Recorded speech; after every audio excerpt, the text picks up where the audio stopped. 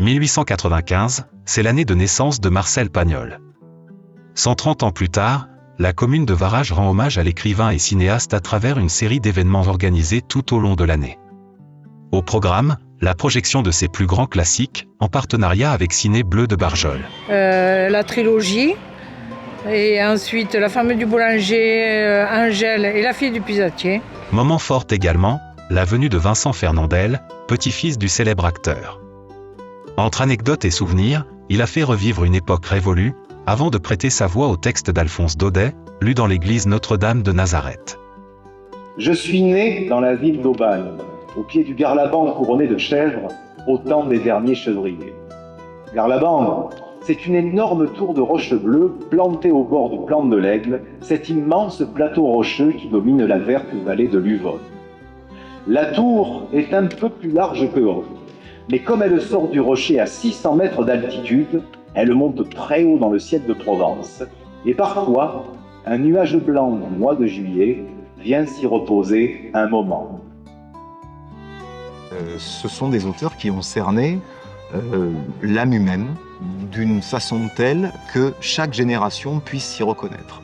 C'est pour ça que le temps, parfois, n'a pas de prise sur certains auteurs, et je crois que l'une des explications de ce temps qui n'a pas de prise sur certains auteurs, c'est justement que certains ont réussi à cerner quelque chose d'éternel. Voilà.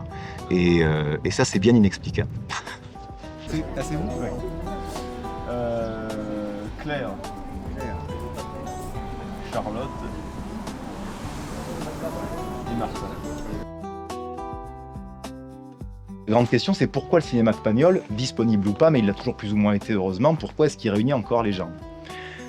Alors, il y a beaucoup de réponses, mais c'est vrai que une des premières peut-être, c'est que Pagnol avait déjà un immense génie, au-delà de son génie d'écriture et de réalisateur, c'est qu'il a su repérer des gens, des talents, dont aujourd'hui on pense qu'ils étaient très connus avant que Pagnol ne les mette en vedette, alors qu'en vérité ils ne l'étaient pas. Et c'est comme ça que Rému débute au théâtre, donc à Paris, et triomphe. Topaz et Marius, ça a été les deux pièces les plus jouées de Marcel Pagnol. On ne compte plus les représentations. Nicolas aurait le compte exact, Nicolas Pagnol, et moi je ne l'ai pas. Mais là, on parle d'années et d'années et d'années et d'années, et d'un théâtre qui ne désemplit jamais, jamais, jamais, jamais. Yves Davin, lui, a revêtu la soutane du curé de Cucugnan pour déclamer le fameux sermon. Et tout d'un coup, la grande porte d'or s'ouvre, et je vois apparaître le grand Saint-Pierre. Alors, il avait la clé, pendue à la ceinture, la barbe blanche et l'auréole. Ça brillait tellement que je ne pouvais pas la regarder en face. Et il me fait, mon brave monsieur Martin, quel bon vent vous amène ici, tout entier? Grand Saint-Pierre, comment je me trouve là?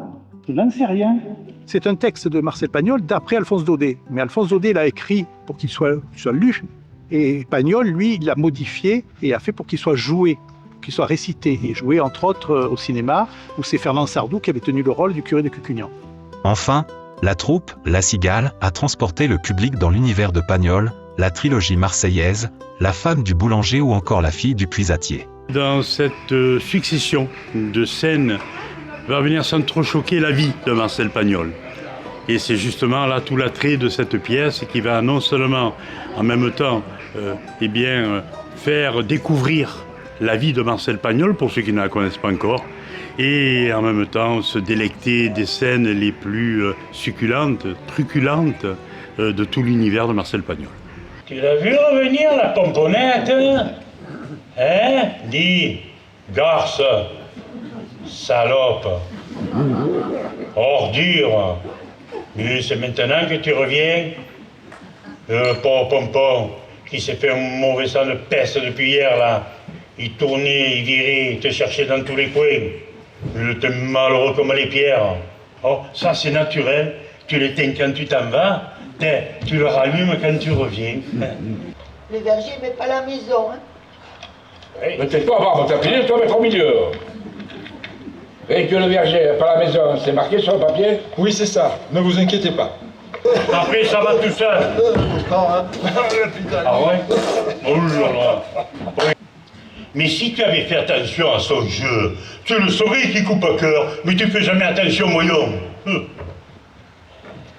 Te gêne plus, montre-lui ton jeu tant que tu y es. Monsieur Panis, je n'ai pas donné de renseignements, je ne dis rien. Tu me fends le cœur. Tu me fends le cœur. Alors une lettre, c'est bien possible qu'elle se soit perdue. Et si celle-là, je l'avais reçue, je la saurais encore par cœur.